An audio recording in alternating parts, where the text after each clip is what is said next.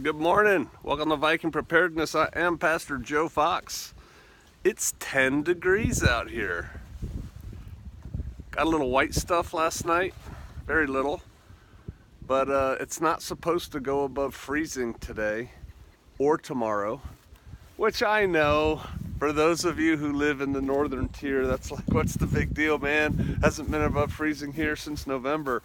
But for us here in the Ozarks, it's rare that it doesn't go above freezing, and we had a spate of about a week, 2 weeks ago, and then today it's not going above freezing, nor is it tomorrow. And then next week when the apprentices are here, man, it's gonna be like a high of 22 one day. So y'all bring warm clothes, because we gotta do what we gotta do. We don't get to sit around and drink coffee around the campfire just because it's cold. Two things I want to address today. Got some comments from y'all, and I thought that instead of just answering the comments where maybe 3 or 4 people would see it, I'd tell everybody. The first one, and I got it in several different forms, about burying the buckets. And there was all kinds of consternation about burying food buckets. And what I was talking about was doing something as simple as digging a ditch like that. Can you see that? Yes, you can. Right there. Lining your buckets in there. If you want to shore it up, go ahead. But I'm not talking about burying these things 10 feet deep, right? I'm just talking about doing them at basically at surface, just subsurface right there. It's more to conceal them than anything else. And then laying plastic over top of the bucket and throwing a couple inches of dirt back on top of it. One of the things people talked about was moisture. Well, if you're gonna bury them, then you better put a desiccant or take care of moisture or whatever. If you're burying or not your product and you have it in Mylar bags are air and watertight, and so whatever moisture you have in it is what you're going to have in it. If your stuff is too moist to put up, it will go bad inside those Mylar bags. So it has to be dry when you bag it. But water's not going to get in it. It's in a Mylar bag. And if you stick that Mylar bag that's sealed into a bucket, which then protects it from being poked by rocks and sharp sticks and stuff like that, technically,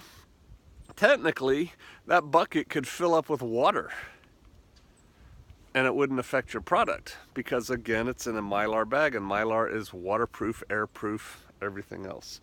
So there's one thing about that. The other thing was talking about crushing. Oh, the ground will crush it, the frost heave this and the frost heave that. Yeah, I don't know. How about you do an experiment? Because I think it won't. Go take a bucket, fill it with whatever. I don't care what you fill it with. Fill it with sand and go bury it. Like I said, before you throw out these comments about why it won't work, and try it and see if your bucket gets broken by frost heave, because I don't think it's going to. If you bury it, like I said, if you bury it, 10 feet down, 5 feet down or something, maybe. But I'm just talking about a little ditch like this. Now, why do I speak so confidently? Because I've done it. I took a bucket of wheat, because at one time, Shofar Mountain, which wasn't called that, it was before community, my wife and I were planning on retiring here, and it was also our bug out location for many years. And one thing I wanted to do was stash out here a lot of corn and wheat and beans and rice in buckets. And there were no structures out here. It was all just woods. And I did a lot of thinking. And my first thought was to bury it like this in a ditch. Dig a ditch, line it out, and bury it. Because I've buried gasoline like that. I've buried water like that. I've done all kinds of things like that. But man, digging here is horrid. It would just take forever to do that. Let's say hi to the goaties while we're walking by. They're not happy. They're cold. You see them.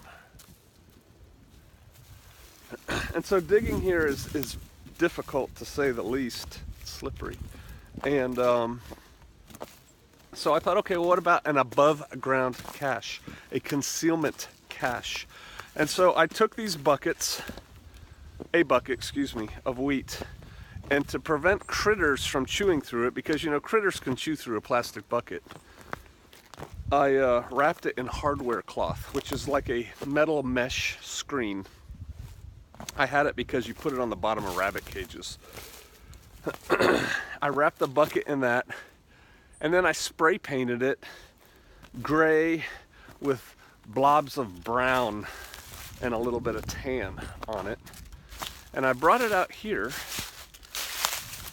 into these woods that I'm walking into right now, and I laid it up against some rocks. Then I laid a rock next to it, and I threw some leaves and some sticks on it, and I left it there. And what I wanted to do was see, one, it gets freezing cold here. It gets really hot here. You know, it goes to 0. It goes, you know, very low single digits. And it goes over 100. And so I wondered what the cooling, heating would do to the bucket and to the stuff that was in the bucket, which in this case, like I said, was wheat. I also wanted to know, because I didn't live here and it all looked like this at that time, I didn't know how many people walked back and forth across my property. Yeah, I wasn't here to tell people not to do that. It had been unoccupied for decades. And so I wondered what the human traffic was. And so I didn't super conceal the cache. You know, I just kind of, like I said, I laid a rock across it and laid some sticks up against it. And I wanted to see if somebody would find it and tear it up or something. Well, as time went by, we had bug out bag campouts here every year. And I would take some of my friends and I would say, hey man, look around. There's a cache within visual distance. And they would do this. It's cold. My face is cold. They wouldn't see it. I'd say it's within 10 feet. When they finally saw it, they'd be like, oh, that's cool. What is it? And I'd tell them about it. Well, one of my friends on one of these bug out bag campouts, 5 years after I had emplaced this cache, told me we ought to open that cache. We ought to see if it's good or not, because it's either going to be good or it's not 5 years later, with the cooling and the heating and the coming and the going and how you packaged it. And the way I did that cache wasn't even in Mylar. I took clear plastic bags, put them in the bucket, poured about this much wheat in the bucket, then a fist-sized piece of dry ice, and then I filled it up the rest of the way with wheat. I let the dry ice melt, CO2 displace all the oxygen, and then I tied the bag, put the lid on, taped it shut, wrapped it in wire, painted it, hid it in the rocks. We opened that up, and it looked as good as the day I put it in there. And then I took it home and we made bread out of it. So I'm not just giving you guys stuff that I just come off the top of my head that I read on the internet. When I give you information, I'm giving you information based on my experience, not what I think. And it mildly irritates me when people throw negates at things and go, oh no, that wouldn't work, when they haven't tried it. So before you say something's not gonna work, I challenge you to go test it.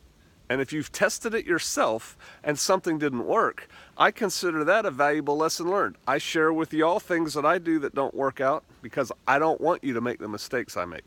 But don't fear, don't sweat stuff you haven't actually experienced, because there's way too much of that out there. It's a lack of positive thinking, and it also slows other people down. It makes people think, oh, I don't know, you know, maybe I can't do that. And then they don't have anything. They don't have any food buried out here for them and theirs when times get hard, because 3 people said, oh, Frosty will break your buckets. How do they know? All right, so there's a mild admonition.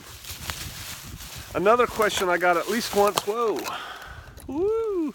Another question I got at least once, but I've had it before in the past, and it's a good question. What would you feed your goats if you didn't have feed or hay? Because we don't grow hay at this point. What would you feed your goats?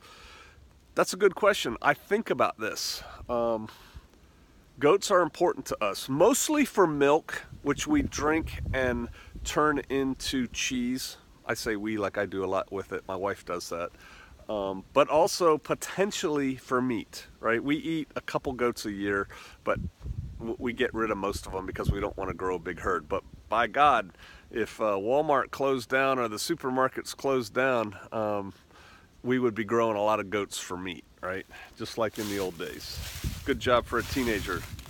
Go out there and watch the goats. So what would you feed them? Goats are like deer. Goats are a lot like deer. What do the deer eat today? Like, there's a lot of deer in these woods. It's 10 degrees. The ground has snow on it. There's no leaves on the trees. There's no green bushes growing around. What do the deer eat? Well, what the deer eat is they nibble the little buds. Here. Can you see that? Right there. Right there. They nibble the little buds. They eat, the leaves. The goats really like the leaves, believe it or not. We throw leaves in there and they eat them.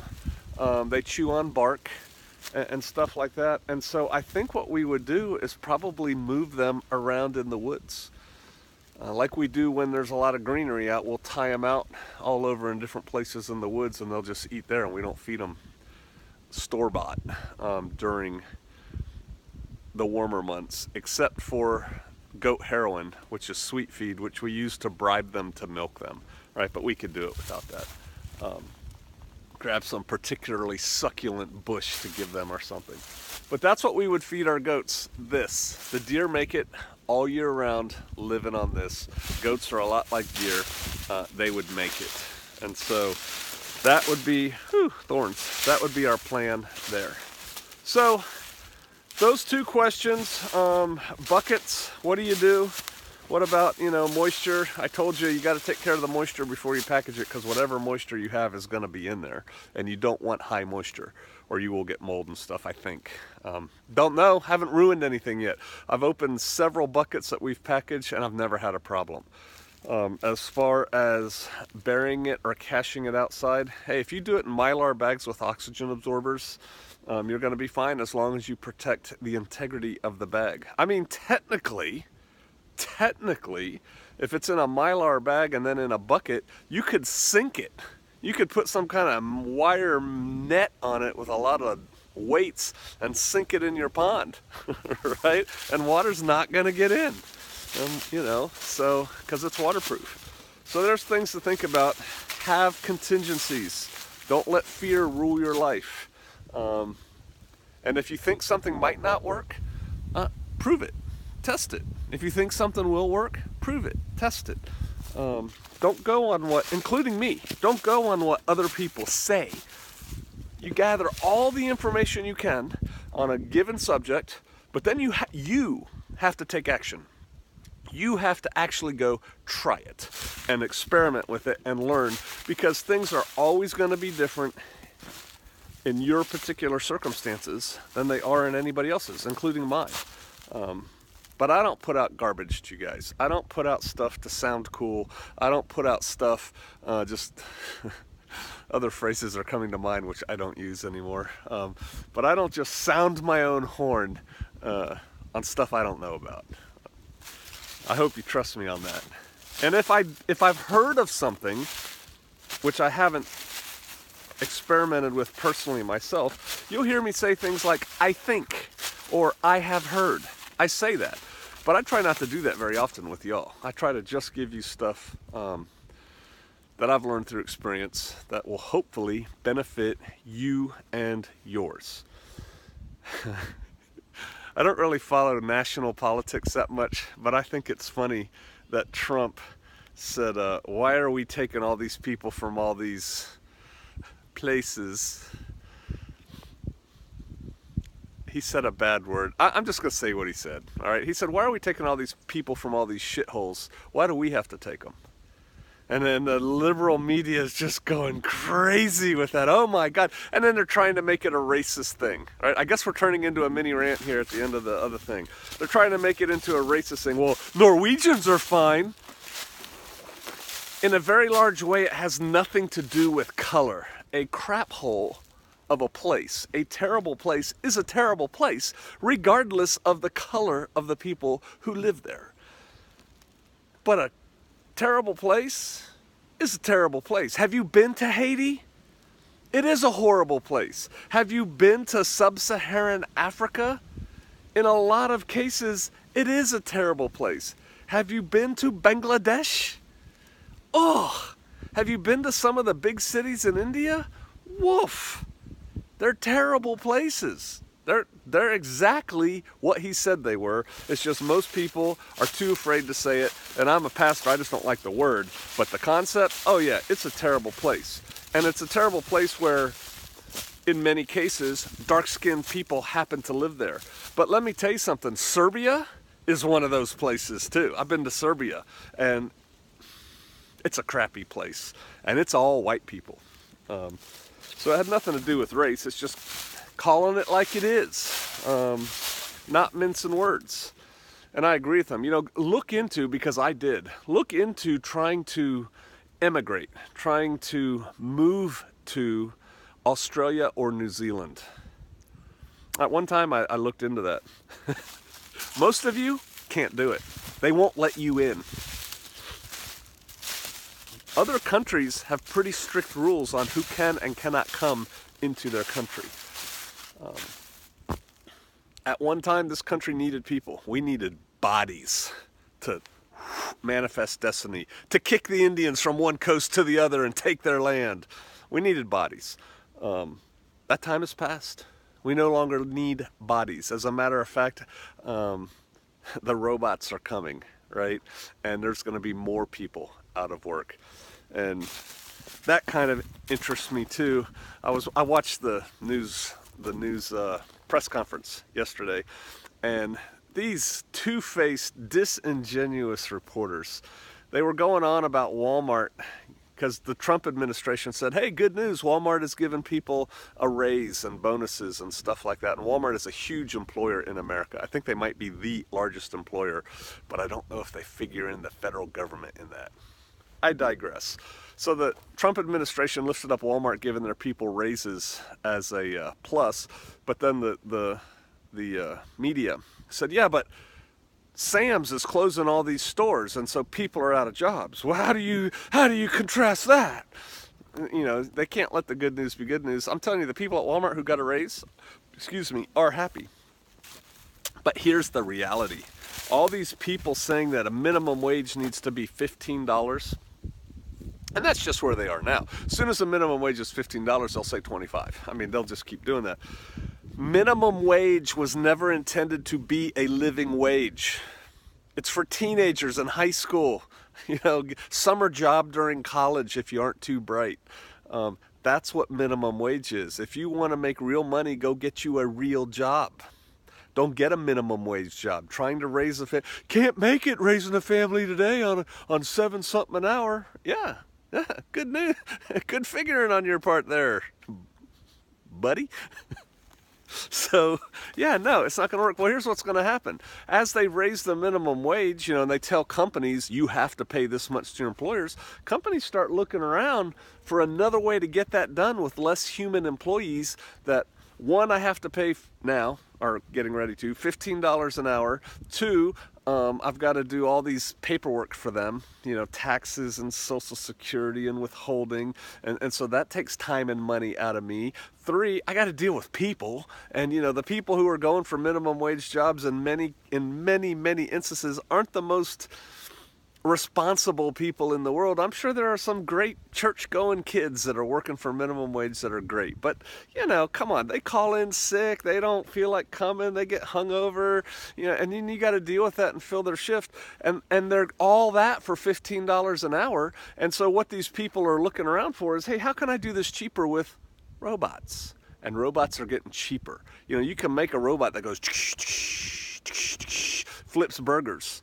and then probably makes burgers, and then probably serves burgers through a kiosk that people just pay, and you don't even need that person who's standing behind the line, supposed to be running the cash register, surreptitiously looking at her cell phone because she knows her boss is in the back and won't catch her and isn't waiting on you. And then when she does, she's like, and what did you want with that? It's like, wow, it's sad when someone is operating at the full level of their capacity when they're trying to take an order at McDonald's. Boy, I just ranted a little bit. Anyway, they're going to get replaced with robots. And other people who are doing a good job, for example, motor industry, right? You know, they're building cars and stuff, and that requires some knowledge and some know-how and some and you got to be able to do it right every time, or the car's not going to build correctly. They're going robots on those things too, and those are pretty good paying jobs. You know, the men and women who build vehicles and stuff like that. Robots are coming. I